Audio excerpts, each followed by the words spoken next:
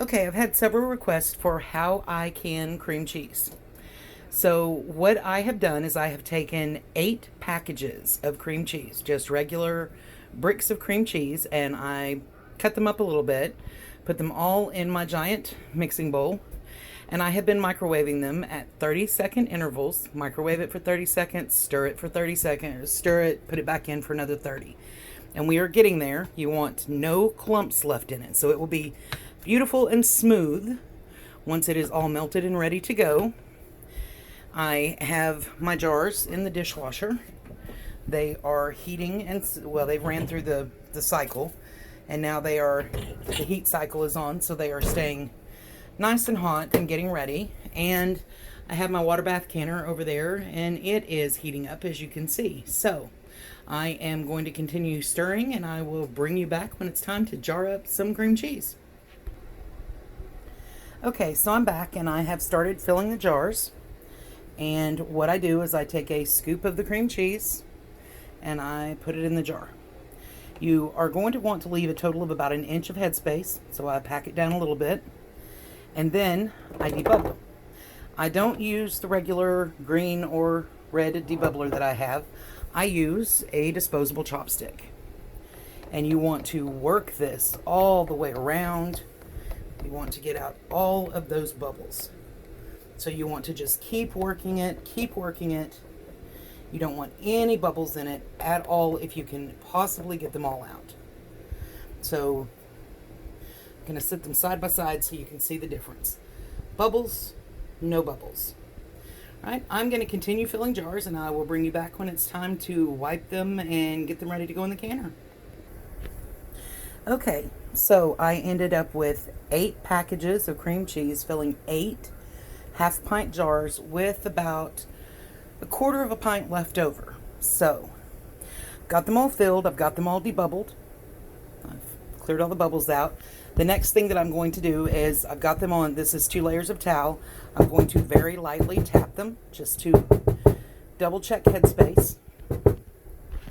Because what you want is 1 inch of headspace, which is to the bottom of this ring as a general visual guideline.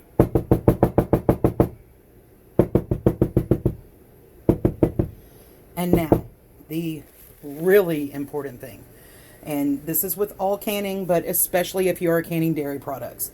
And I cannot stress this enough. When you are canning dairy, it is not FDA approved. This is my kitchen, my rules. I do things the way that I know to do them.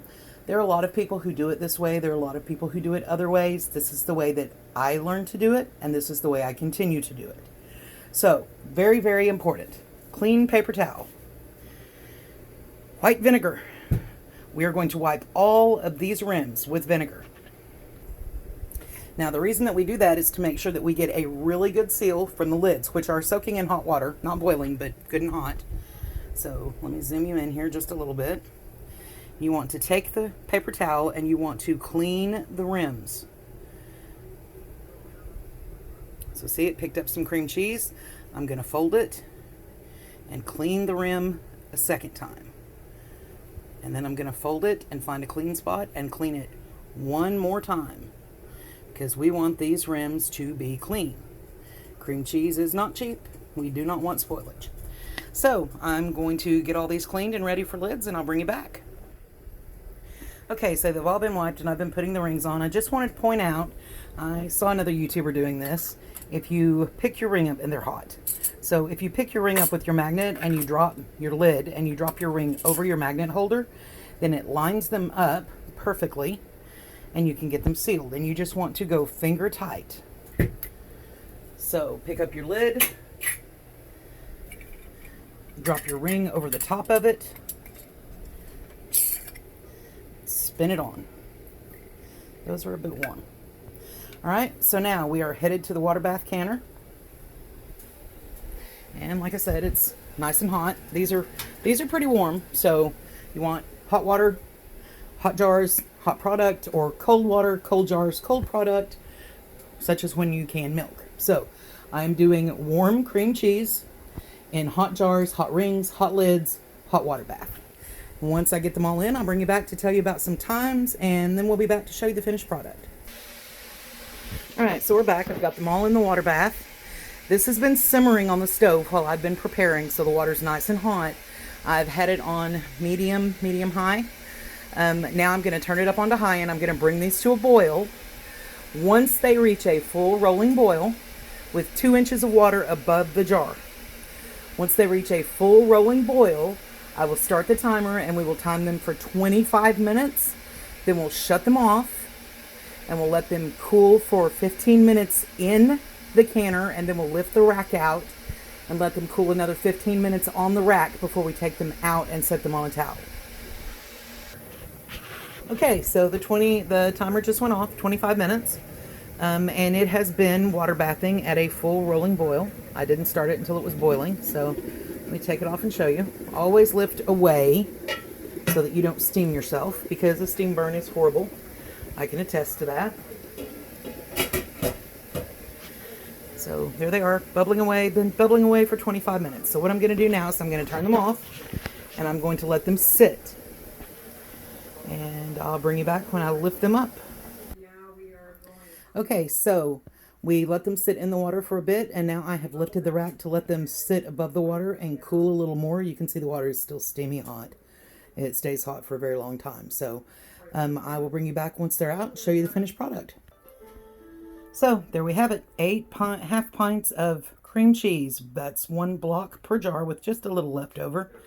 Ready to go on the shelf.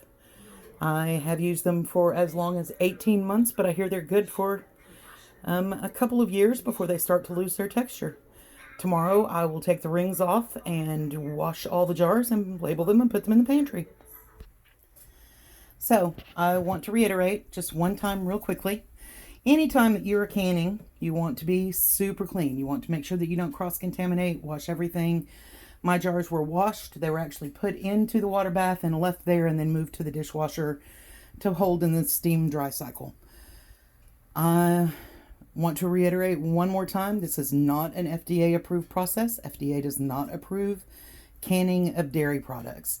But again, my kitchen, my rules, this is the way I do it. I'm not suggesting that you do it this way. I'm just telling you how I do it. So I hope you liked the video. If you did, please subscribe. Be sure to give me a thumbs up down there. And if you hit that bell, you'll get a notification every time I post a new video. Right now I'm trying to post one about once a week. So everyone have a wonderful day. Don't be afraid to can. Get in there. Get things prepped. You never know when things are going to go bad in the world. You need to be prepared. This is Fyreflye saying, bless you all. Thank you for watching. Have a wonderful, wonderful day.